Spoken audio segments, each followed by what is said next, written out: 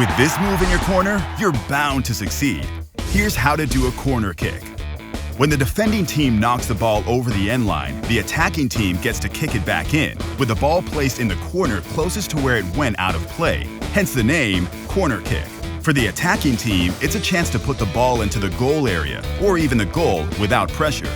Corner kicks come in different flavors, with many players favoring in-swingers, passes that curve or bend in towards the goal, like that, to set up a teammate for a shot or to aim directly for the goal.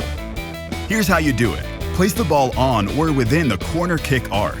Take a few steps back, then land the plant foot to the side of the ball closest to the end line, pointing towards the edge of the penalty box, not directly at the goal. Then strike the ball with the front of your instep, making contact slightly below and to the outside of the center of the ball to give it spin, like that. Let's see that one more time. Plant the foot, strike with the instep, below and outside the center of the ball. Boom! And watch it sail.